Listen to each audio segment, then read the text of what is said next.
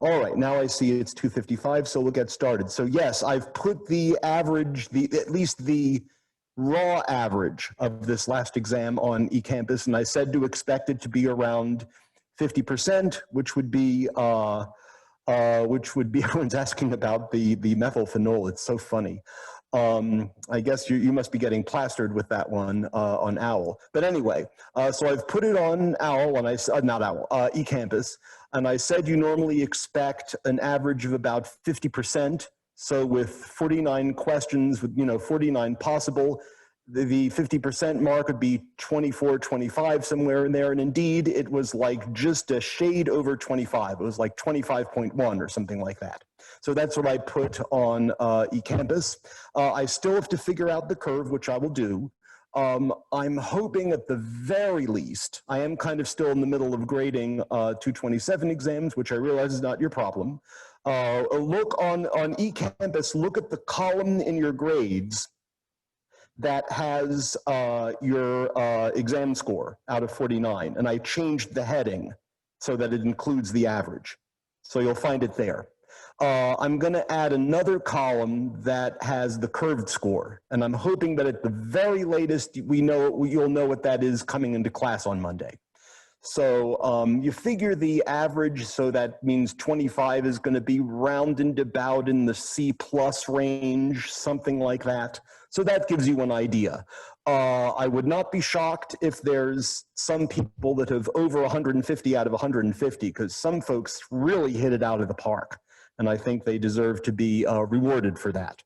But I'll come up with some way of curving it that makes the most sense and seems to me to be the most fair for everyone, gives us a grade distribution that makes sense, and you'll see that. You'll see what your score is out of 150. So, so remember, didn't we say this the other day? So 135 and up is an A, 120 to 135 is a B, et cetera, et cetera, et cetera. You can think of it that way. I don't record exam letter grades in my grade book. I only record the numbers.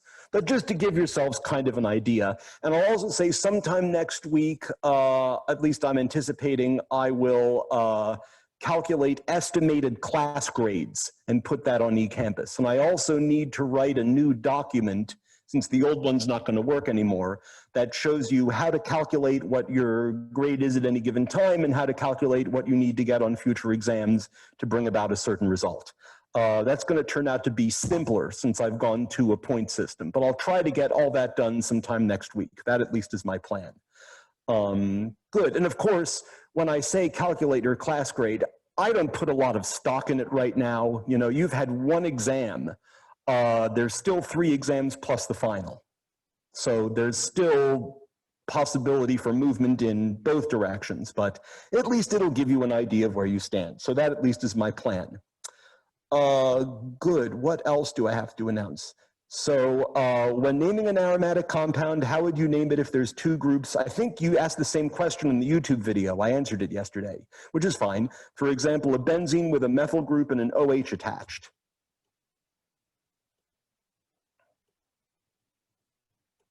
And I mean, if it were me,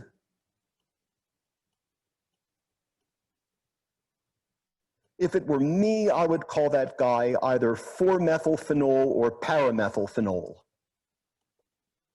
I just think that is, you know, more elegant and less clunky than p-hydroxytoluene. The other thing is, I think even already even given where we're at now, I think we already can tell that an OH group is a lot more interesting and probably can do a lot more things than a methyl group. So it kind of makes sense that the OH would take priority. OWL as always is going to push that to the limit with you guys. You've had one of my exams, so I think you know you can already trust me not to ask you to pick between 2 absolutely equally good names.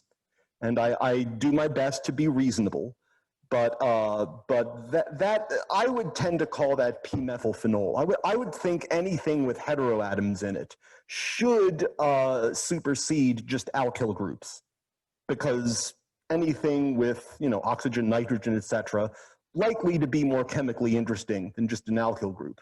You know, we already know what can you do with alkanes, precious little. You can burn them and you can halogenate them, that's it. And even though we don't know what alcohols do yet, boy, there's a goodly chance you can do a lot more. So that's why I put that answer. I originally said it was a tie, then I deleted my response and I went back and I said, I really do think the OH will take priority. And I think you've got enough hints already to be able to tell these things. You know, the owl is still going to push you to the limits, and I think that's perfectly reasonable. That one I think is relatively clear at least. Good. Am I forgetting anything else? Today I do have a couple of Reef questions. Please do register your attendance. Oh goodness, I hope it's not 98 in, 85 out today. Yes, thank you. Let's make that number go down. Make me feel a lot better. Please do register your attendance. That'll be 8 out of the 10 points. I do have a couple questions for you. I think I will save them for the very end because they kind of presuppose what we're going to talk about today, which I assume you've already read about, but I still think it's best we actually go over it first. I think that would be a lot less, I don't want to make it discouraging at all. So, okay, so let me remind you of where we ended off. We ended off talking about nomenclature of benzene derivatives. And we also said there are about 8 or 10 of these aromatic compounds that we've just been talking about, that those structures show up so often. I really do think it's best for you to learn the names of those compounds. To know that benzene with a carboxylic acid group is benzoic acid. Or how would you name if 3 benzene structures are connected? You mean polycyclic aromatic hydrocarbon? We're going to get to those later. And I think you're talking about something like this.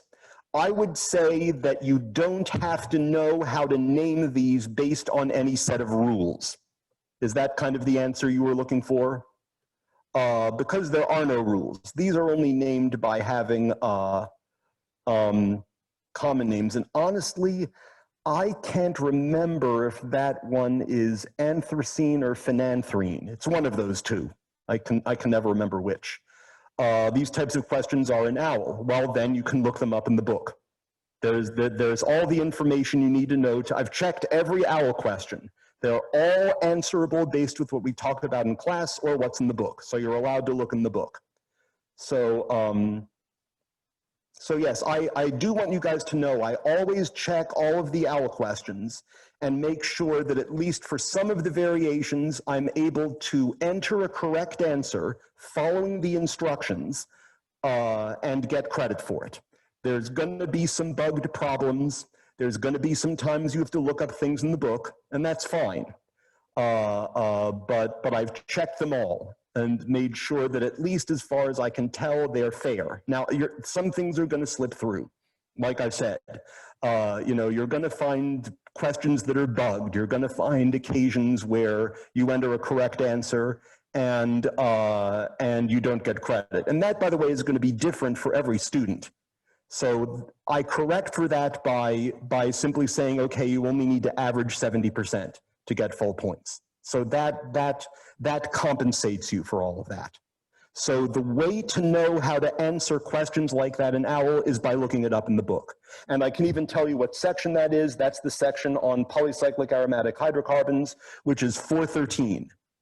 If you look in that section, it will tell you what you need to know in order to answer questions like that. And we'll talk about polycyclic aromatic hydrocarbons a little bit, and I'll also make it clear why they're important and why you need to know something about them. Certainly, I don't really care if you memorize the names of any of those in particular, but you may need to look them up in order to get credit in OWL. Does that work? Does that answer your question? So it's either anthracene or phenanthrene, and that will be in your book. And obviously, I don't have it memorized, so I don't care if you do.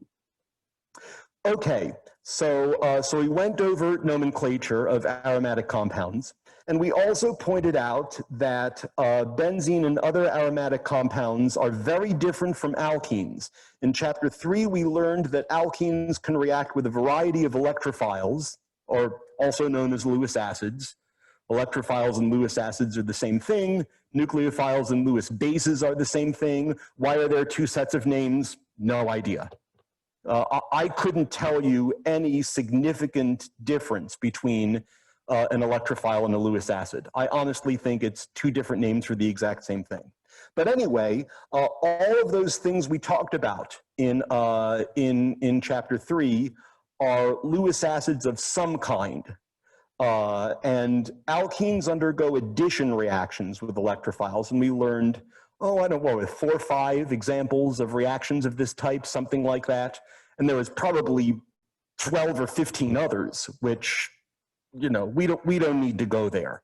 I think it's just crazy the detail that that chapter went into. As long as we get an idea that alkenes undergo addition reactions with electrophiles, I'm happy. And so we covered that in chapter 3. Now, we're learning in chapter 4 that benzene is not an alkene. Whatever it might be, it certainly is not an alkene. Now, benzene does react with electrophiles, but only with much more difficulty. Generally, you need some kind of catalyst in order to get this type of reaction to go forward. And that will be part of what you will need to know, is what the catalyst is, if there is one, for each reaction. But it's pretty common to need a catalyst of some kind. And so, as you recall from your Gen Chem, as I hope you'll recall from your Gen Chem, catalysts are something we use to lower the activation energy of a reaction. So it basically speeds up the reaction a great deal so that we don't have to wait a million years for the thing to happen. And the same thing is true here. In the end, you do not get an addition reaction, you get a substitution reaction. One of the hydrogens on benzene or the aromatic compound is going to get replaced with one part of this electrophile molecule. And the other part is going to pair up with that hydrogen one way or another. We're not going to go into great detail about the mechanism of these reactions, although it is known. And if I thought it would do you guys any good, I would teach you the mechanism, but I can't conceive of any earthly good it would do you to go into that. With the alkene reactions, I touched on that because that mechanism is much simpler, and I think it had some interesting things to teach us about carbocations, for instance. I cannot begin to imagine any circumstance in which knowing that type of thing would do you any good. So we're not going to go there. But I will expect you to know that this is a substitution product, and we defined a substitution reaction the other day.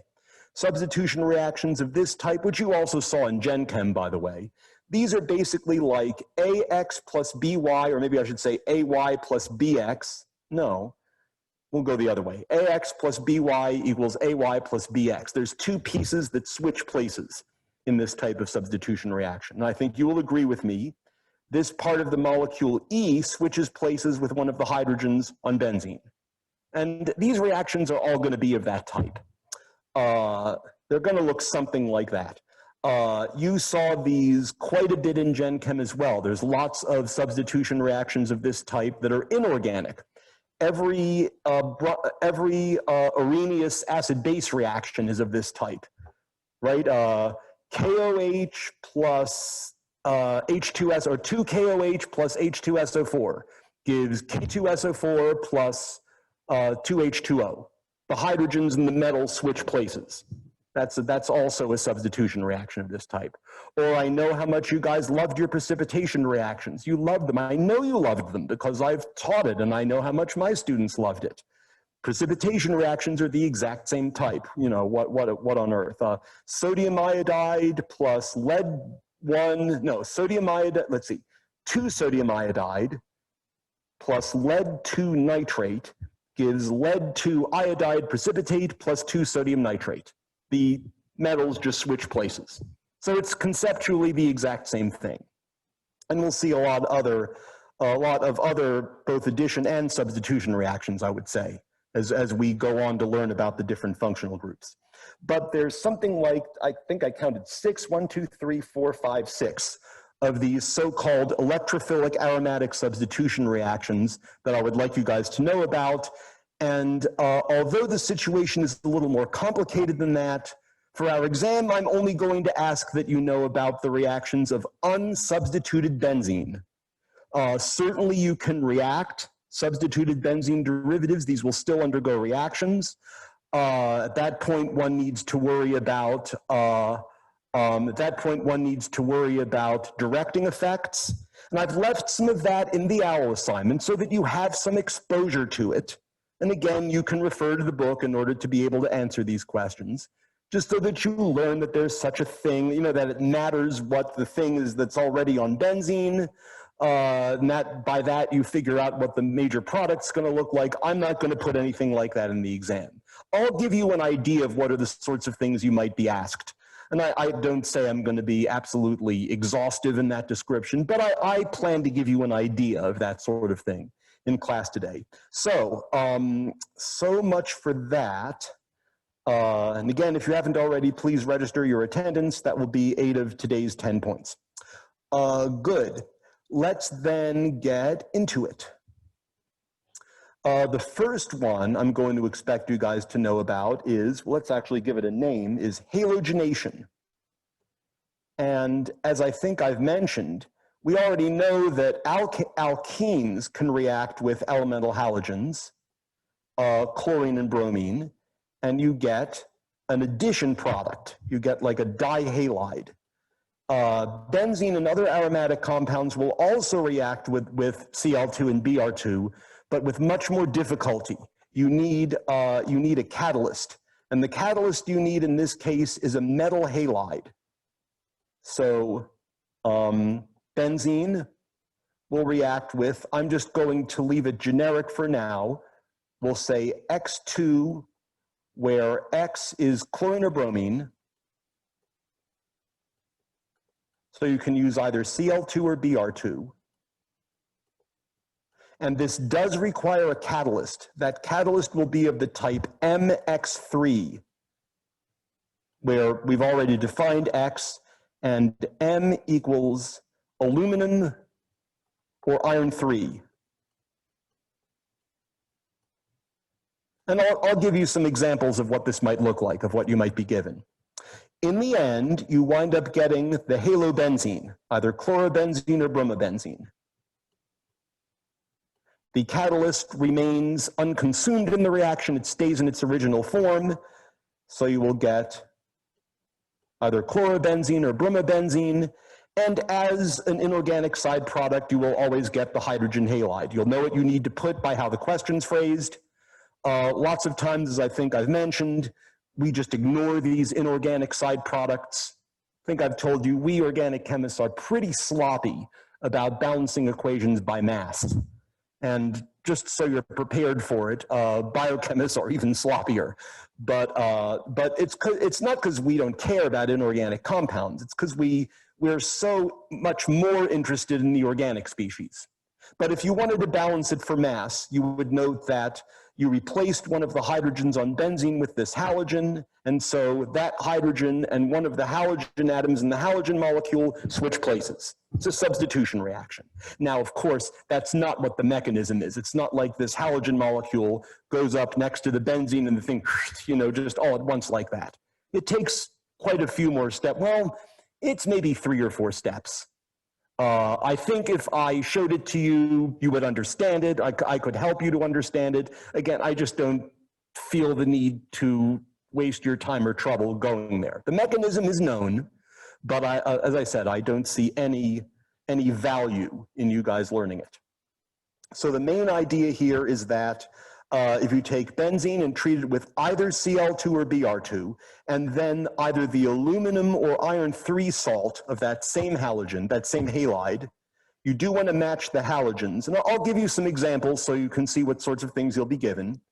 The product is the halobenzene, either chlorobenzene or bromobenzene. So for example, if you're given benzene and you're told that it reacts with chlorine and iron 3 chloride, FeCl3. Can everyone see how FeCl3 falls into the form MX3 if our X2 is Cl2 and our iron 3 chloride is our catalyst? This could also just as easily have been aluminum chloride, AlCl3. Then the major organic product would be chlorobenzene. You'll know if you also have to write the hydrogen halide, which would in this case be HCl based on how the question's phrased.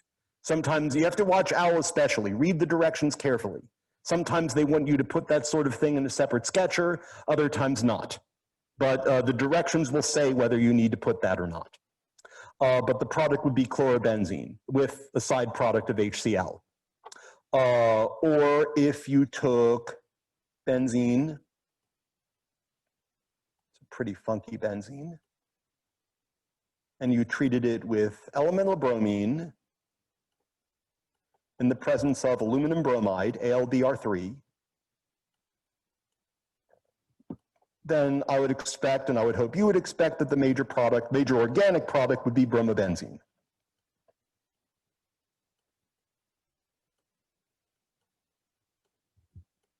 Oops. And why am I putting this bromine on the top rather than in the top right corner? Because I feel like it. Nothing deeper than that. Of course, it doesn't matter how you draw it. All of those, you can turn it however you like. One question I often get asked here is, can you do Cl2 and like FeBr3? I don't think so. In a case like that, I would be worried that you'd get a mixture of chlorobenzene and bromobenzene. So I think it's best practice to match the halogens, the halogen to the metal halide salt. I would be afraid in real life to do it any other way. I would be afraid you'd get a mixture of chlorobenzene and bromobenzene. What was I going to say? Chlorine. Crap. Oh, the other halogens, of course. Similar problem to addition of halogens to alkenes. F2, elemental fluorine, is much too reactive. It would just tear the benzene apart, catalyst or no. Fluorine will react with glass. I mean, it is stupidly reactive. I've seen videos where they shoot like a beam of F2 gas out of an F2 cylinder at a surface made of asbestos, which is not really known for reacting with anything, and the asbestos glows red hot. So it's unbelievably reactive. Iodine, as you would guess, the opposite problem. It's too unreactive. Even if you used an aluminum or iron 3 iodide salt, you wouldn't get a substitution. It's too unreactive. There are ways of putting fluorine and iodine atoms on benzene rings. Of course, I don't expect you to know them. Frankly, I don't really know them myself. But I know it's possible because I believe in Chem 248, the lab for organic chemistry 2 for the 2-semester sequence. I believe they somehow do that. I don't know what the reagents are off the top, but they somehow do manage to put an iodine on. So really, for best results, it needs to be chlorine or bromine. Those two are just right. F2 is too reactive, iodine is too unreactive. And that's basically it. So that's one reaction. Make sense?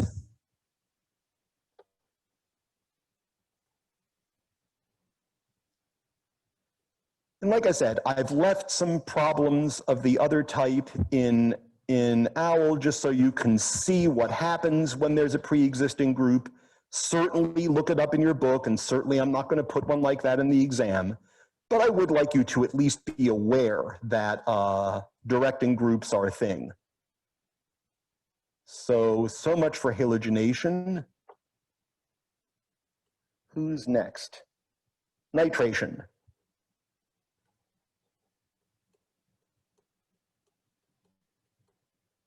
And even the names of the reactions aren't the main point, I don't really think. But it's nice to have a heading to put over something. It's like a definition, I get that. And the nitration reagents are simple: nitric acid and nitric acid and sulfuric acid, which I think you know those formulas from Gen Chem. Sulfuric acid is H2SO4, nitric acid is HNO3. And not that I really care if you know this, but sulfuric acid acts like our catalyst, and what it causes to happen is for the nitric acid molecule to form a really, really reactive cation called the nitronium ion, NO2+, stupidly reactive, very, very strong electrophile. And in the end, you get nitrobenzene.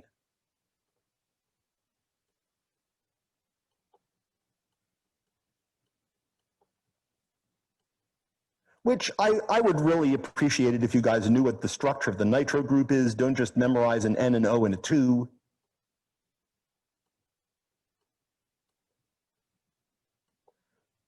But it's kind of a funny looking structure. N double bond O, and single bond O minus. So 3 lone pairs, minus charge and oxygen. And if you work it out, the nitrogen has a formal charge of +1. So the overall species is neutral. The plus and minus charges cancel. So the overall charge is 0. And yes, this is a resonance stabilized species. I could just as easily have put the single bond to oxygen with the minus charge here and the double bond over here. So there's 2 different ways you could draw that. It's a resonance stabilized species. So when you see NO2, that's what it stands for.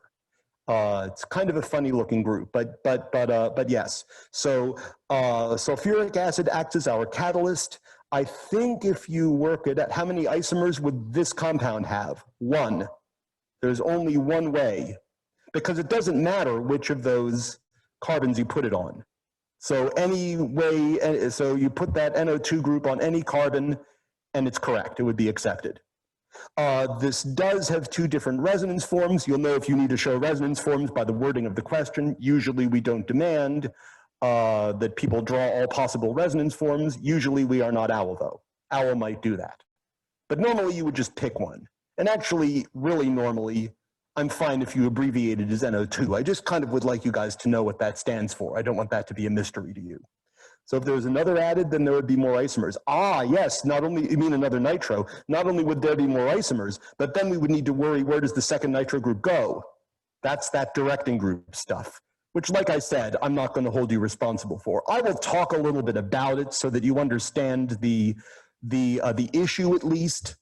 And like I said, I left a couple questions in OWL so you can be exposed to the idea, but I certainly don't plan to put hardcore directing group effects. Now, there are questions of that type that I will expect you to be able to answer. And we'll go over that too, I think. I have one of those in our Reef polling questions today. Good. So that's nitration. That's basically it. I would like you to know that benzene plus nitric acid and sulfuric acid gives you nitrobenzene. And you can draw that however you want. If today you feel like putting the nitro group over here,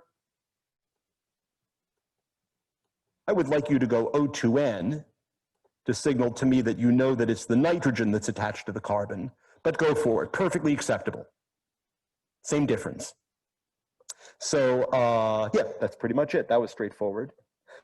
Your book, I'm gonna go in a certain order here. Good. Any questions then on nitration? Yes. I'm thinking you will also wind up getting a water molecule out of all this. I think you'll take a proton from H2SO4, and if you work, what's the difference between NO2 and HNO3? Well, OH. So that needs to get protonated, and I think you will also get a water molecule in the end.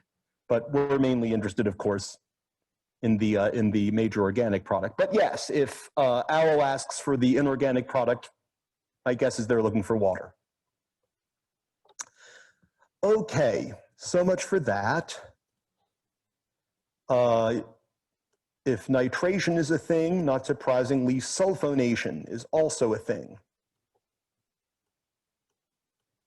And this will give you an idea of just how unreactive benzene is, just how hard it is to get it to react with something. Look what we're reacting it with. Chlorine, which is disgusting, but chlorine will not react with benzene, as disgusting as it is. You need to add like aluminum chloride, let's say, which is also disgusting, fuming, horrible stuff. I hate it. And then you can get it to react. Concentrated nitric acid and sulfuric acid, hello, eating through everything except glass, I suppose. Glass is pretty safe. But my goodness, here's another one that's just as horrible to work with in real life, I mean. I can do a little better than that. If you react benzene with what is known as fuming sulfuric acid, it's sulfur trioxide. That's your major electrophile. with again sulfuric acid being the catalyst. The reason they call it that, fuming sulfuric acid, is sulfur trioxide is actually the acid anhydride of sulfuric acid. You can tell that because if you add H2O to SO3, you get H2SO4. So this stuff is also nasty, fuming, horrible, all kinds of bad. I don't believe I've ever had the pleasure of using fuming sulfuric acid. No, I don't think I have. Certainly not in recent memory. It's not something I would look forward to using, but in the end, you get benzene sulfonic acid, which I'll draw both ways. You can just write SO3H. That's perfectly acceptable. But I really would, again, appreciate it if you guys knew what that meant. So this structure includes a hypervalent sulfur, meaning it is more than 8 electrons around it. 12, in fact, I think, to be precise. It's looking something like this. Maybe I'll just as a reminder, remind you of the principle that all of your atoms in the periodic table that are in the third row or below, especially the p block elements. So all of these, what are they? Like silicon, phosphorus, sulfur, these, even chlorine for that matter. These atoms can have more than 8 electrons around them. They don't have to, but they can. And so that's why you see sulfur here with 12 electrons around it. I think, wait, 2, 4, 6, 8, 10, 12, yep. And that I think is useful to know, but I think something even more useful, if I had my choice, something I think even more useful for you guys to know is that the elements in the second row, so we're talking carbon, nitrogen, oxygen, fluorine, boron too, I suppose. These elements can never, ever, ever have more than 8 electrons around them. Ever. There are absolutely no exceptions. That's why if you see a structure with carbon with 5 bonds, it's wrong. So there's never any exceptions to that. Silicon actually can form 5 bonds, as can tin. Both of them are right below carbon, but not carbon. So that I think is more directly useful. So you'll occasionally see these structures with a hypervalent sulfur or phosphorus or even chlorine. If you work out the structure of the perchlorate ion, ClO4-, you'll see that chlorine is to have some stupid number of electrons around it. So it's allowed for the elements in the third row of the periodic table and below to be hypervalent like that, to have more than 8 electrons. They don't have to be hypervalent, but they can be. But I really do think almost more important for your purposes is being keenly aware that the elements in the second row of the periodic table can never, ever, ever do that. So nitrogen, oxygen, carbon, these guys can never, ever have more than 8 electrons around them. If you see it that way or you write it that way, it's wrong. Anyway, so again, that's basically it. This time, I actually don't think there's another product because this is going to react with one of the protons from sulfuric acid. So, yeah, I think that's actually it. We still consider it a substitution reaction because this group takes the place of, oh, actually, I just lied to you. You can think of this proton as coming from sulfuric acid, but we also get back the proton from the benzene ring. So it's almost like you inserted SO3 in that carbon-hydrogen bond. And again, that's not what the mechanism of the reaction actually looks like. But we still call it a substitution because we're replacing one of the hydrogens on the benzene ring with something else. So that's basically it. Like I said, I'm not going to directly ask you what happens if you treat a substituted benzene with this set of reagents. But even if we did, I would expect you still to know that it's going to put SO3H on somewhere. You know, maybe we don't know where, but it certainly would put that group on. Good, but the only one I'm going to ask you to come up with from nowhere is just unsubstituted benzene. And that's that. Questions on sulfonation? I'm kind of taking my time today, as you will notice, because we happen to have it. Well, I can fit one more. I will be honest, this next one is actually not one that we directly teach about in Chem 228. Although I could imagine making them a really nice exam question concerning it. That doesn't concern you guys, though. It is interesting that your book brings this up. My guess is that this is a reaction that is industrially important. It turns out that when you treat benzene with ethylene in the presence of an acid catalyst,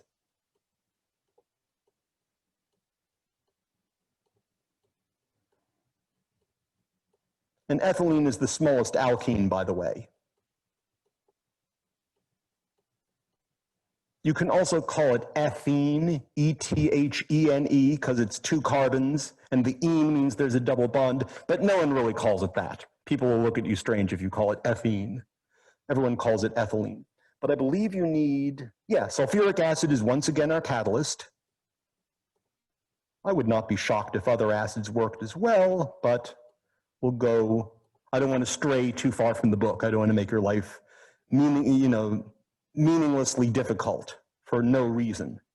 In any case, at that point, what you wind up getting is, of all things, ethylbenzene. Actually, I just had an epiphany. Why don't I make that a color? Let's make our ethylene red, just because we can. That will help you to see a little better what goes on.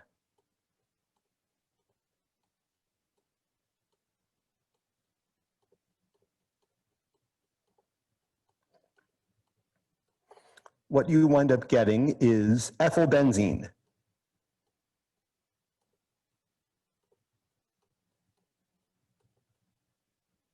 CH3 really with one of the hydrogens coming from either the sulfuric acid or the benzene itself, one of those two.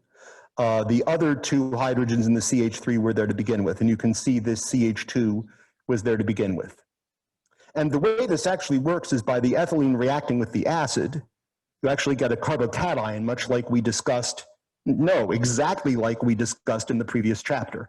And then the benzene reacts with that thing, and then in the end loses a proton, and you get this. So is there another product here? No, I don't see any other inorganic products forming. You just get your sulfuric acid back because it's just a catalyst. But we still call it a substitution. And now isn't that interesting? This is the first time I noticed this. Ethylene addition. I guess they mean addition in the sense that you add ethylene into the mixture. I don't like that. I don't like that. I fear that might be confusing. Shall we change that for you guys? I'm a fan. Let's say reaction with ethylene. I like that better.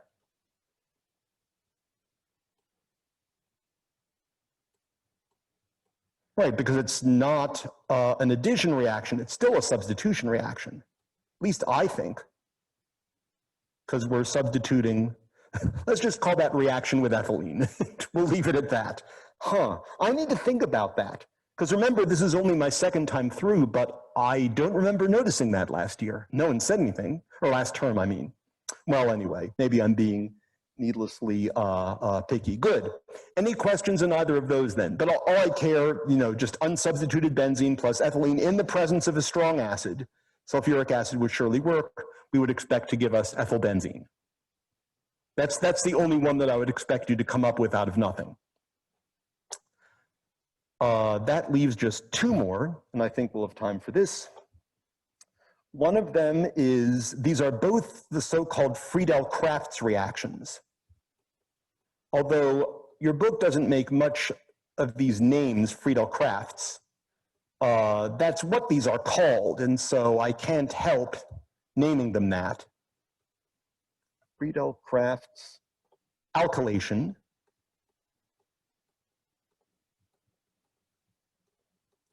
And there's also Friedel Crafts acylation. And as you will probably already have guessed, in a Friedel Crafts alkylation, we're going to substitute a hydrogen for an alkyl group. And in the Friedel Crafts acylation, we're going to substitute a hydrogen on benzene for an acyl group. And as soon as we know what an acyl group is, we'll define that.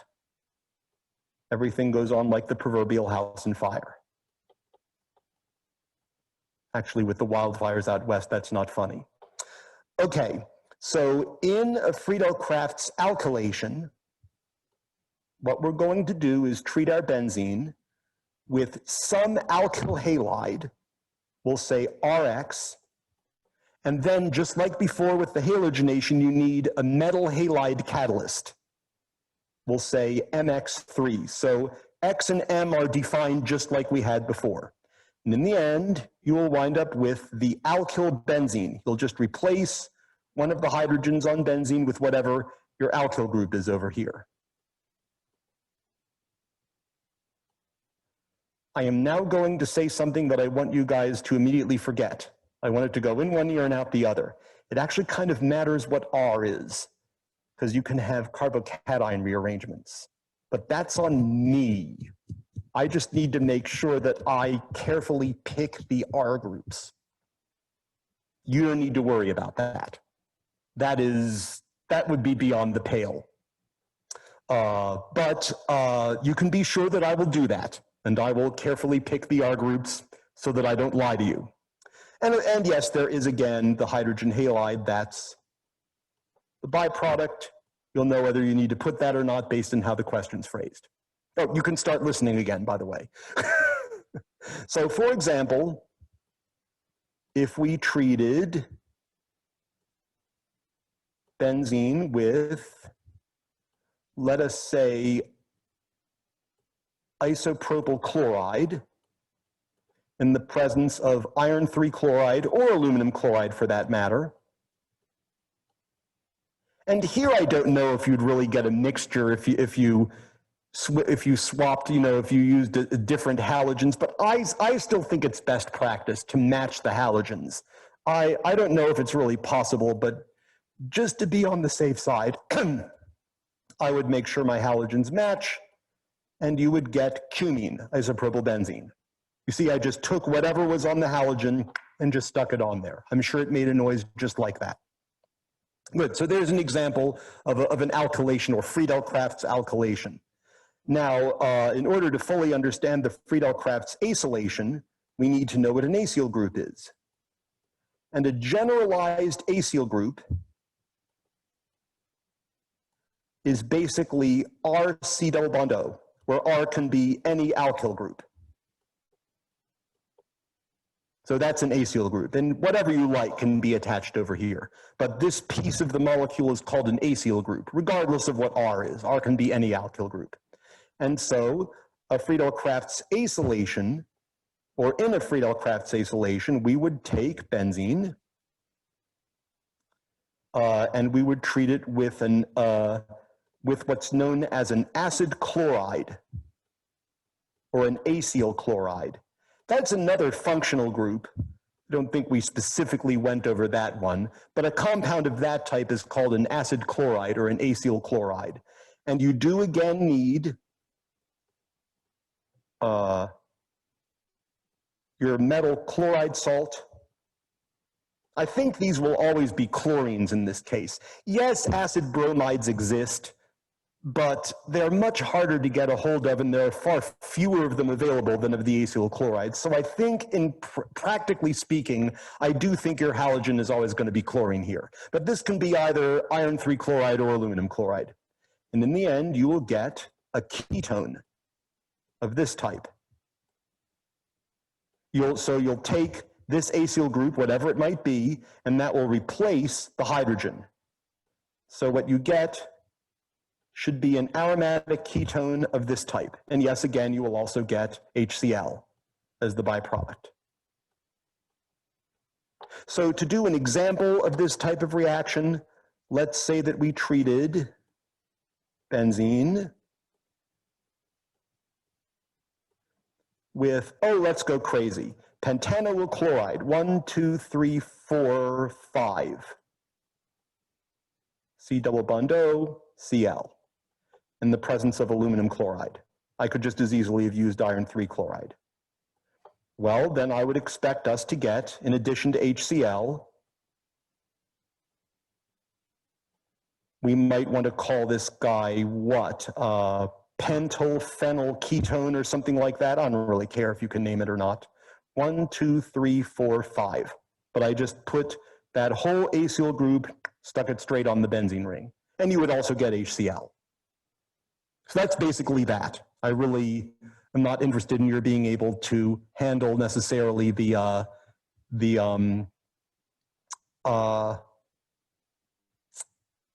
already substituted cases. Though I'll give you an example of something that you can know, even at your level, in the Reef Problems. We'll do that right now, in fact. I just also want to mention quickly, I think I already made that clear, there is a section that I'm leaving for you guys to be responsible for about polycyclic aromatic hydrocarbons. And again, I don't care if you memorize any structures or names here, but we already gave an example of one of those. They're what you get when you fuse together several aromatic rings. And the reason I think it's important for you guys to at least be aware of these things is they're a bad actor environmentally. They're pretty carcinogenic. So one worries on finding these things in soil or water or like that. And you'll read about PAHs, polycyclic aromatic hydrocarbons. So yeah, I would never go draw phenanthrene or draw, no, that's not the point here. But I left that in there because I think it'll be good for you guys to have heard of these things. Does acyl group need to have Cl only or any alkyl group? Yeah, good point. It can have any group at all, but this piece of it is what we mean by the acyl group. Doesn't matter, regardless of what we put over here, that piece is called an acyl group, and R can be any alkyl group. So that's a good point. Good. Well, with that, I think we're ready for our reef session. Luckily, one of these questions is, I think we can dispense with very quickly. Let's do slideshow. Again, as usual, I will do my best to hide the answers when they come up. So first question, let me switch this to polling. First question, we did this today. Which reagent adds a nitro group to an aromatic ring? I think only one of those is the right answer.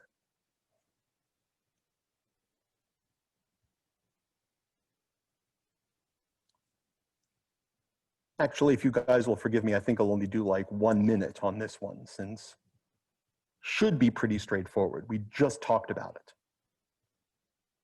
You can flip back in your notes and look. So we'll just go out to 1 minute.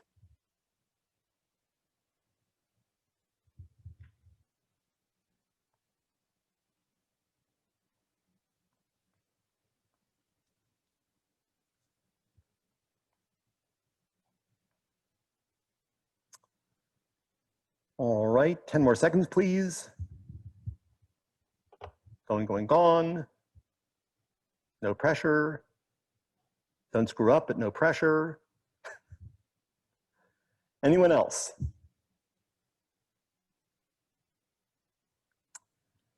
Okay, so hopefully we recall we just did this. It's nitric acid and sulfuric acid that will replace an aromatic hydrogen with a nitro group. So I think B is the best answer.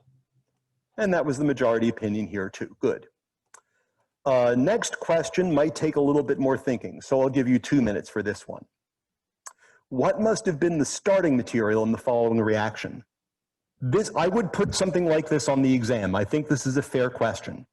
We went over this set of reagents or this type of set of reagents just now, and looking at the structure of the product that you get, I think it would be reasonable for you to figure out what the starting material is. And again, recall this abbreviation pH means C6H5, phenyl group.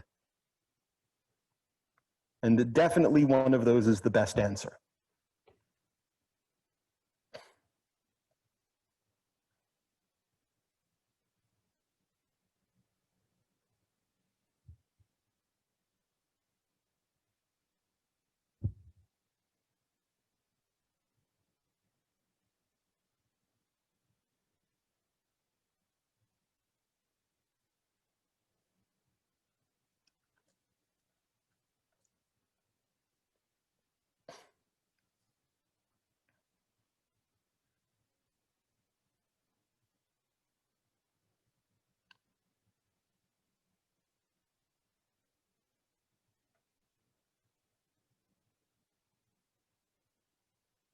And I'll just say, since there's still a little over 30 seconds left, this question does involve directing group effects, directing effects of pre-existing groups on the benzene, but you do not need to know anything about that in order to get the right answer.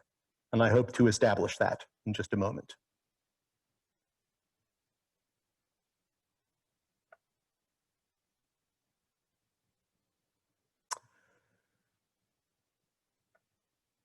Good, 10 more seconds, please.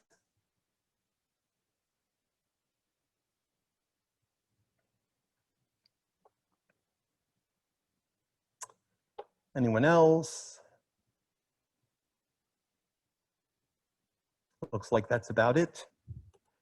Okay, well, what do we know? We know that when you treat benzene with bromine in the presence of iron 3 bromide or aluminum bromide, well, it'll replace one of the hydrogens with a bromine. Well, look, I see a bromine over here. It must be that we replaced that hydrogen with the bromine. So that means that whatever we started with had a hydrogen here originally. In other words, benzoic acid. I think E is the best answer. Now, as it turns out, the presence of the carboxylic acid group means the incoming bromine goes meta to it. It's what we call a meta director. You don't know that. I know that. You don't know that, and you don't need to know that. All you need to know is pH stands for C6H5. We went over that. Forget if that was before the exam or just recently. So you don't have to use pH as an abbreviation if you don't want to. I just ask that when you see it, you know what it means. Good. So you don't need to know anything about directing effects in order to get this right. You don't need to know that the carboxylic acid group is a meta director. All you need to know is what this set of reagents does. It puts the bromine on in place of a hydrogen. So when I work this backwards and figure this started with a hydrogen here, that gives you E, that gives you benzoic acid. So I think E is the best answer. I'm a little afraid. Oh, good job. Yay. Okay, and I'm pretty sure that I'm already out of time. Let's see. Yes, I'm out of time. So with that, we'll leave it for Monday. Have a great weekend. And like I said, my hope is that by the time you come to class Monday, you'll know what your official curved exam score is. See you then.